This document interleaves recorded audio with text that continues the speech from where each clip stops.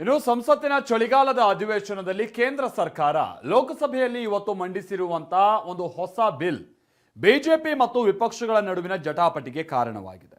ಆ ಬಿಲ್ ಬೇರೆ ಯಾವುದೂ ಅಲ್ಲ, ಗ್ರಾಮೀಣ ಜನರಿಗೆ ಉದ್ಯೋಗ ಖಾತ್ರಿ ನೀಡುವಂತ ಮಹಾತ್ಮ ಗಾಂಧಿ ರಾಷ್ಟ್ರೀಯ ಉದ್ಯೋಗ ಕಾಯ್ದೆಗೆ ತಿದ್ದುಪಡಿ ತರಕ್ಕೆ ಹೊರಟಿರೋದು, ಅಂದರೆ ಮನ್ರೇಗಾಗೆ ತಿದ್ದುಪಡಿ ತರೋದಕ್ಕೆ ಹೊರಟಿರೋದು.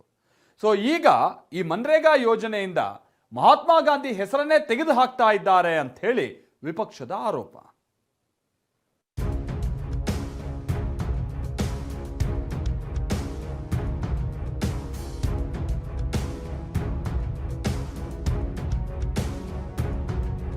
ಮನ್ರೇಗಾ ಯೋಜನೆ ಹೆಸರು ಬದಲಾಯಿಸಲು ಮುಂದಾದ ಕೇಂದ್ರ. For leave to introduce the repealing and amending bill 2025 and to amend certain other enactments. ಸಂಸತ್ನಲ್ಲಿ ವೀಕ್ಷಿತ್ ಭಾರತ್ ಜಿ ರಾಮ್ಜಿ ಮಸೂದೆ ಮಂಡನೆ.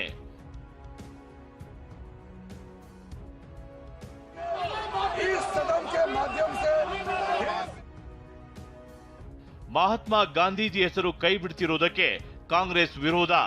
तो इसका फायदा क्या है? किस ये किया जा रहा है? महात्मा गांधी जी का नाम क्यों हटा रहे हैं?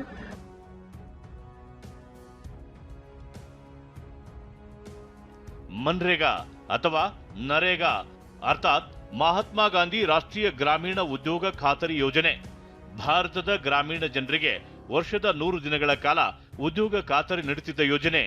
2005ರಲ್ಲಿ ಅಂದಿನ ಯುಪಿಎ ಸರ್ಕಾರದಲ್ಲಿ ಜಾರಿಗೆ ಬಂದಿದ್ದ ಇದೇ ಯೋಜನೆಯ ಹೆಸರು ಮತ್ತು ಯೋಜನೆಯ ಕೆಲ ಅಂಶಗಳನ್ನ ಪ್ರಧಾನಿ ಮೋದಿ ನೇತೃತ್ವದ ಸರ್ಕಾರ ಬದಲು ಮಾಡಲು ಮುಂದಾಗಿದೆ.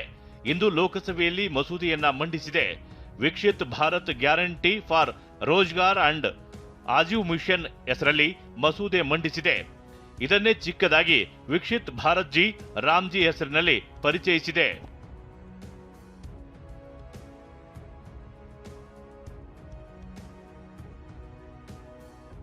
ಮಸೂದೆ ಅಂಗೀಕಾರ ಖಚಿತಪಡಿಸಿಕೊಳ್ಳಲು ಬಿಜೆಪಿ ವಿಪ್ ಹೊರಡಿಸಿದ್ದು ಸಂಸದರಿಗೆ ಸದನದಲ್ಲಿ ಹಾಜರಾಗುವಂತೆ ಸೂಚಿಸಲಾಗಿದೆ. ಕಾಂಗ್ರೆಸ್ ಸೇರಿದಂತೆ ವಿಪಕ್ಷ ನಾಯಕರು ಮಹಾತ್ಮ ಗಾಂಧೀಜಿಯವರ ಹೆಸರಿನಲ್ಲಿದ್ದ ಯೋಜನೆಯನ್ನ ಬದಲು ಮಾಡ್ತಿರುವುದಕ್ಕೆ ತೀವ್ರ ವಿರೋಧ ವ್ಯಕ್ತಪಡಿಸಿದ್ದಾರೆ. ಸಂಸದೆ ಪ್ರಿಯಾಂಕಾ ಗಾಂಧಿ ಅಂತೂ ಕೇಂದ್ರದ ವಿರುದ್ಧ ಕಿಡಿಕಾರಿದ್ದಾರೆ. तो इसका फायदा क्या है? किस ये किया जा रहा है? महात्मा गांधी जी का नाम क्यों हटा रहे हैं? उनका नाम हटाने के लिए मुझे समझ में नहीं आ रहा कि मकसद क्या है, इनकी मनसा क्या है. ಅಷ್ಟಕ್ಕೂ ಸಂಸತ್ನಲ್ಲಿ ಮಂಡನೆಯಾದ ಹೊಸ ಮಸೂದೆಯಲ್ಲಿ ಏನಿದೆ, ಹಳೆ ಯೋಜನೆಗಿಂತ ಹೇಗೆ ಭಿನ್ನ ಅನ್ನೋದನ್ನ ನೋಡೋದಾದ್ರೆ, ಸದ್ಯ ಇರುವ ಮನ್ರೇಗಾ ಯೋಜನೆಯ ಗ್ರಾಮೀಣ ಪ್ರದೇಶಗಳಲ್ಲಿ ವರ್ಷಕ್ಕೆ 100 ದಿನಗಳ ಕಾಲ ಉದ್ಯೋಗ ಖಾತ್ರಿಯನ್ನ ಒದಗಿಸುತ್ತಿತ್ತು. ಹೊಸ ಮಸೂದೆಯಡಿ 100ರಿಂದ 125 ದಿನಗಳಿಗೆ ವಿಸ್ತರಿಸುವ ಪ್ರಸ್ತಾಪ ಇದೆ. ಇನ್ನು ಪ್ರಸ್ತುತ ಕೇಂದ್ರ ಸರ್ಕಾರವೇ ಕಾರ್ಮಿಕರ ವೇತನದ 100% ಭರಿಸುತ್ತಿದೆ. ಆದರೆ ಈಗ ಪ್ರಸ್ತಾವಿತ ಮಸೂದೆಯಲ್ಲಿ 60% ಕೇಂದ್ರ ಸರ್ಕಾರ ಮತ್ತು 40% ರಾಜ್ಯಗಳು ಭರಿಸಬೇಕೆಂದಿದೆ. ಇದರ ಜೊತೆಗೆ ಸದ್ಯ ಕೂಲಿಯನ್ನ ಕೆಲಸ ಮುಗಿದ ನಂತರ ಒಂದು ನಿಗದಿತ ದಿನಕ್ಕೆ ಕೊಡಲಾಗ್ತಿತ್ತು. ಆದರೆ ಹೊಸ ಮಸೂದೆಯಲ್ಲಿ ಕೆಲಸ ಪೂರ್ಣಗೊಂಡ ಬಳಿಕ 1 ಅಥವಾ 2 ವಾರದೊಳಗೆ ವೇತನ ಪಾವತಿ ಮಾಡಬೇಕು ಎಂದಿದೆ.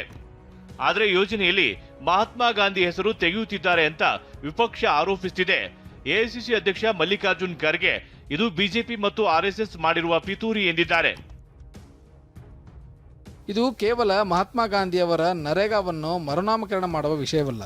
ಇದು ಮನ್ರೇಗಾವನ್ನು ನಿರ್ಮೂಲನೆ ಮಾಡುವ ಬಿಜೆಪಿ ಆರ್ಎಸ್ಎಸ್ ನಡೆಸಿದ ಪಿತೂರಿಯಾಗಿದೆ. ಬಡವರ ಹಕ್ಕುಗಳನ್ನು ತೆಗೆದುಹಾಕಲು ಮನ್ರೇಗಾ ಮೇಲೆ ದಾಳಿ ಮಾಡಲಾಗ್ತಿದೆ.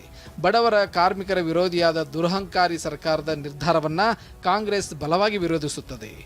ಬಡವ ಕಾರ್ಮಿಕರ ಹಕ್ಕುಗಳನ್ನು ಕಸಿದುಕೊಳ್ಳಲು ನಾವು ಬಿಡೋದಿಲ್ಲ. ಇನ್ನು ಸಮಾಜವಾದಿ ಪಕ್ಷದ ಮುಖ್ಯಸ್ಥ ಅಖಿಲೇಶ್ ಯಾದವ್ ಕೂಡ ಕೇಂದ್ರದ ಈ ಪ್ರಸ್ತಾವಿತ ಮಸೂದೆಗೆ ವಿರೋಧ ವ್ಯಕ್ತಪಡಿಸಿದ್ದಾರೆ. ये नाम बदलने की संस्कृति भारतीय जनता पार्टी की बहुत पुरानी है. तो ये जो डबल इंजन वाली सरकारें हैं, ये दूसरों के काम अपने काम बना रहे हैं. इनके पास नया काम नहीं है. 100 दिन 125 ये कौन सी नई बात हो गई? ಇನ್ನು ಬಿಜೆಪಿ ಸಂಸದರು ಈ ಬಿಲ್ ಅನ್ನ ಸಮರ್ಥಿಸಿಕೊಂಡಿದ್ದಾರೆ. ಮಹಾತ್ಮ ಗಾಂಧಿಯವರ ಕೊನೆ ಮಾತು ಹೇ ರಾಮ್ ಅಂತ ಇತ್ತು. ಈಗ ಈ ಬಿಲ್ ಕೂಡ ರಾಮ್ಜಿ ಹೆಸರಿನಲ್ಲೇ ಇದೆ ಎಂದಿದ್ದಾರೆ. ಸದ್ಯ ಮಸೂದೆಯ ವಿಚಾರವಾಗಿ ಸಲಹಾ ಸಮಿತಿಯಲ್ಲೂ ಚರ್ಚಿಸಿದೆ. ಅಲ್ಲದೆ ಮಸೂದೆಯನ್ನ ಆಯಾ ಸ್ಥಾಯಿ ಸಮಿತಿಗಳಿಗೆ ಕಳುಹಿಸಲು ಒಪ್ಪಿಕೊಂಡಿದೆ ಎಂದು ಮೂಲಗಳು ತಿಳಿಸಿವೆ. ಮುಂದೆ ಇದು ಯಾವ ಜಟಾಪಟಿಗೆ ಕಾರಣವಾಗುತ್ತೋ ಕಾದು ನೋಡಬೇಕಿದೆ. Bureau report, TV9.